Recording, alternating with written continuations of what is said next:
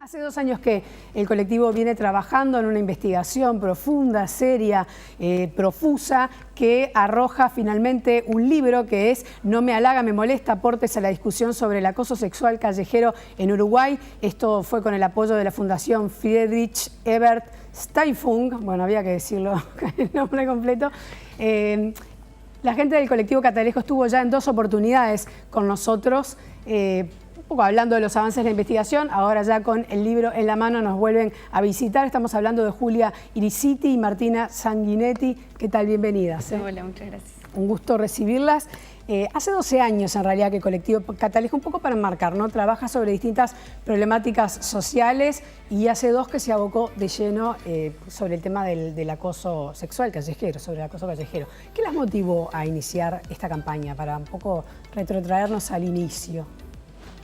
Bueno, todo esto empezó en realidad a partir de experiencias personales, ¿no? de vivencias propias, de transitar la ciudad y empezar a sentir que esto nos estaba generando ciertos límites y bueno, ciertas molestias.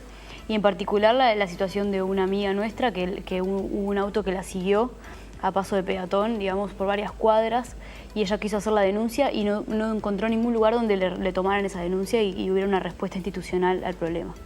Y bueno, ahí decidimos empezar a trabajar sobre esto, primero viendo este tema de que no hay una respuesta, como que no hay una institución que pueda trabajar sobre esto concretamente, y a su vez tratando de generar información, porque es un tema que sabíamos que no estaba muy investigado en Uruguay, que no estaba muy trabajado. Entonces, bueno, está toda la línea de la investigación también para generar información y problematizar el tema. Y bueno, por otro lado también hay una línea de consejos sobre qué hacer frente al acoso, que bueno, que también fue construcción parte de la campaña. Y por ahí van las 3 líneas. Claro, porque decíamos también hoy más temprano que es el primer trabajo que se presenta de estas características. No se hizo en Uruguay nunca hasta la fecha ninguna investigación al respecto. Y como bien estás contando, me puedo imaginar a tu amiga, no sé si sucedió, pero yendo a una comisaría y que le dijeran, bueno, ¿pero qué te hizo? Nada, entonces no hay ninguna denuncia que erradicar. Me imagino que puede haber sido una posible respuesta.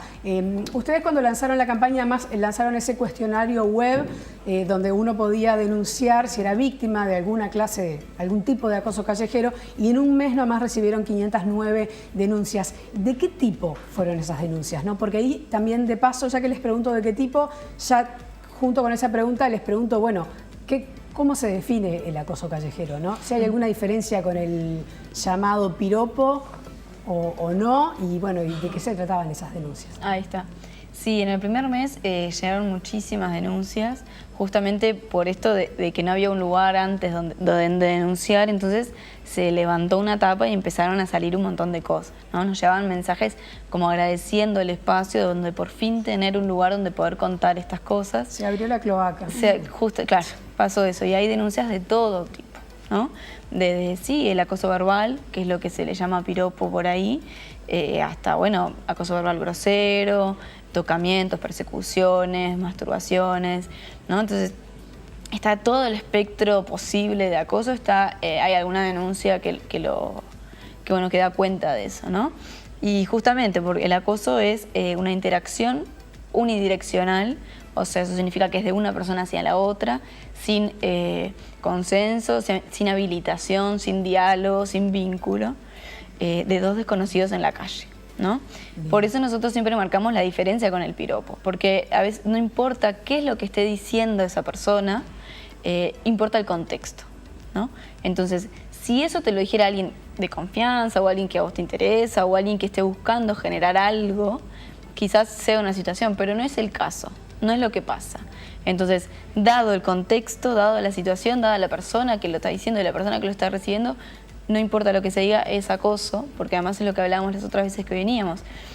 Es sistemático, ¿no? Las mujeres desde los 11 años, todos los días cuando salen a la calle, tienen que verse expuestas a situaciones de este tipo. Entonces eso ya le saca lo halagador, ya le saca lo motivante, es simplemente molesto, ¿no? Claro, después uno podría detenerse, y lo que pasa que, bueno, ahí no terminaríamos más, en un sinfín de situaciones concretas, porque lo que tú estás describiendo claramente es acoso, como vos decís, además hoy lo decíamos también, comienza a los 11, 12 años el acoso, sí, que te digan cualquier cosa por la calle, alguien que no te conoce, alguien que no te va a ver más, alguien que obviamente no pretende siquiera, porque no lo pretende, que vos te des vuelta y le digas, bueno, bárbaro, vamos a volvernos a ver, o sea, entonces es por el simple hecho de molestar, pero podemos centrarnos en otro tipo de situaciones, como decíamos, bueno, en tu lugar de trabajo, en tu centro de estudios, que un compañero, un jefe, alguien todos los días te diga qué linda que estás.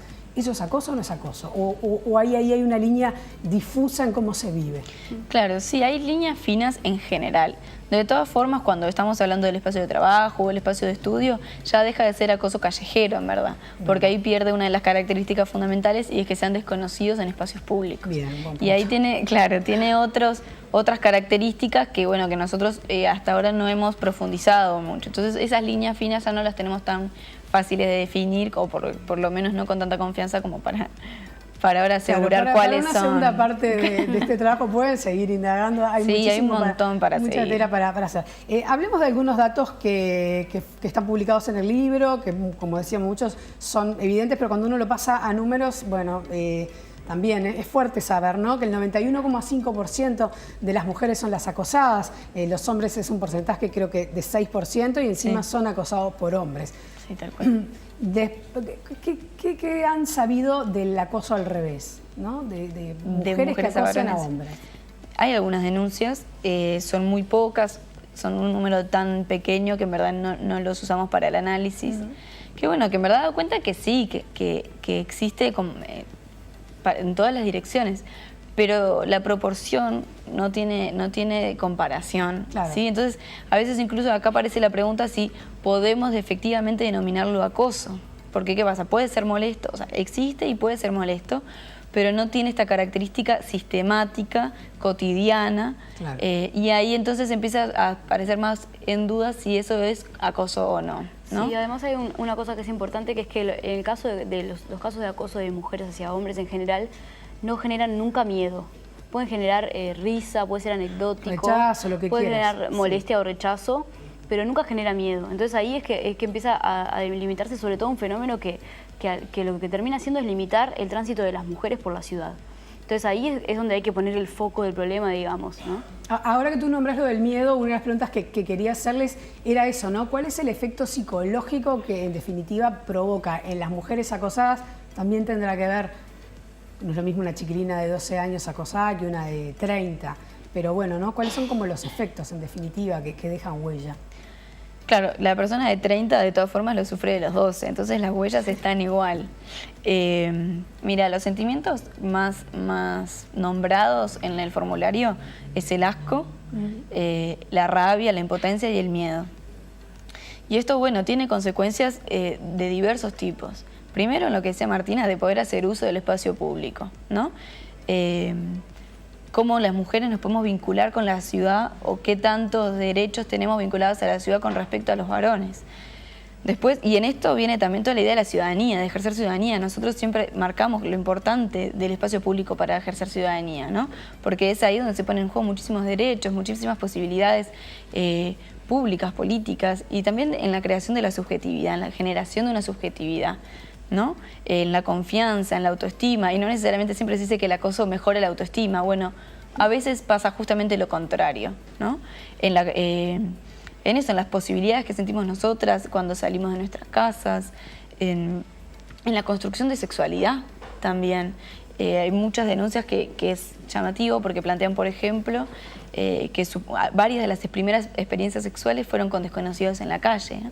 La primera vez que vieron genitales masculinos, la primera vez que le tocaron la cola. Entonces, ahí también hay una construcción de la sexualidad de las mujeres atravesada por un sentimiento de malestar, que también está bueno como poder. Nosotros en la investigación lo traemos, lo pensamos un poco, pero está buenísimo para poder profundizar en un futuro. ¿Qué pasa con eso? Claro, eso que decís es verdad. Seguramente la primera vez que se vean genitales, sí, ¿no? De una manera así sexual, sea de un desconocido. Y es fuertísimo cómo en las denuncias aparece escrito así: fue la primera vez que vi un pene en mi vida, decía una. ¿No? Así bien textual, bien clarito, lo tenía ya súper procesado, pero le seguía doliendo a pesar de que habían pasado un par de años, ¿no?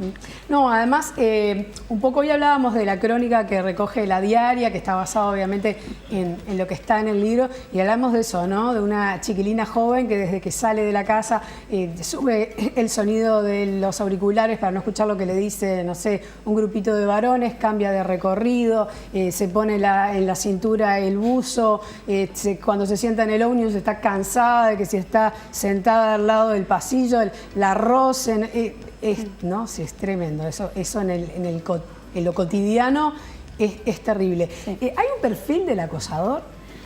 No. No, o sea, salvo que lo que sí se hablaba es de que siempre no, pero en la mayoría son personas bastante mayores, el famoso viejo verde. Sí, bastante mayores que la persona acosada. Sí. ¿No? En realidad, como las denuncias están hechas por la persona que recibe el acoso, no hay una caracterización clara de la persona, o sea, lo único que tenemos es como una edad aproximada estimada por la persona que recibió el comentario o la situación. No hay clases sociales, no hay barrios, no hay... Claro, no que se desprenda del formulario, pero sí por las investigaciones previas que hemos como realizado, ¿no? Para lograr esta campaña, sí hemos visto que atraviesa, por eso te digo, no hay un perfil específico, atraviesa clase social, atraviesa construcciones culturales, es como absolutamente transversal y universal. Sí, habla también de la cultura en la que vivimos que avala esto, ¿no? Y que lo naturaliza desde siempre, porque se ha hecho históricamente y tiene que ver con la forma en que nos vinculamos en el espacio público, ¿no? Y también con esta historia de la masculinidad, ¿no? Que está avalado y que hay un montón de testigos que son como que avalan silenciosamente también las situaciones, ¿no? Porque lo vemos cotidianamente y generalmente hay pocas reacciones como poniendo el límite a esto. De a poco ha empezado a haber un poco más y se está discutiendo más el tema, pero es algo que históricamente se ha hecho y que existe. Sí, lo hablábamos, ¿no? Hay sindicatos incluso que lo han puesto sobre la mesa y tienen una política respecto al tema del acoso. El Zunca es uno, por ejemplo, ¿no? Digo porque hoy hablábamos de los obreros no por un tema de clase social ni nada, sino porque es donde se genera un grupo de hombres trabajando a la calle, ¿no? Claro. También podría ser un grupo de chicos que está jugando al fútbol o una barrita de amigos en un parque. Cada vez que se da como el colectivo, porque tiene esa característica, ¿no? Los hombres también, cuando están en grupo, se envalentonan más que cuando están solos. Sí, tal cual. De hecho, el acoso cuando son en grupos muchas veces está destinado a sus propios pares que a la mujer que se lo está diciendo. No es una manera como de reafirmar ciertas masculinidades. Claro. Y en esto de lo avalado culturalmente, también pasa que, bueno, cuando son situaciones graves como tocamientos o persecuciones, la persona que lo está ejerciendo sabe perfectamente el daño que está generando. Ahora, cuando son capaz más sutiles, cuando es esto de acoso verbal, capaz que no. Entonces no necesariamente es por un perfil de una persona que busca el daño o de una persona que está enferma, ¿no? Que a veces como que se tiende a caer en eso, sino bueno, es una práctica cultural. Bien. Que no necesariamente se da cuenta de lo que está haciendo, por eso es importante como discutirlo. Ahí va, eso iba, ¿no? En definitiva, el objetivo de este trabajo tiene que ver con eso, ¿no? Tiene que ver con que las mujeres se empoderen y sepan cómo manejarse y que los hombres puedan reflexionar. Tal cual, sí. ¿No? O sea, ¿cuál es el destino de este libro? ¿Dónde se va a repartir? ¿En institutos educativos? ¿En medios de comunicación? ¿Cuál es la Sí, en verdad final? es de distribución gratuita, eso es un dato importante. Se puede descargar también. Se puede descargar de la página web de libredeacoso.uy en la parte de investigaciones. Y bueno, se está repartiendo en distintas organizaciones sociales, bibliotecas de universidades, a referentes de los medios. Y también, en verdad, la idea es que puedas... quien quiera tener una copia, que pueda tener una copia sin problema. Por ahora estamos evaluando cómo vamos a generar esa repartición, pero bueno, la idea es que en un futuro, el año que viene, hacer más copias y poder entregarlas más libremente.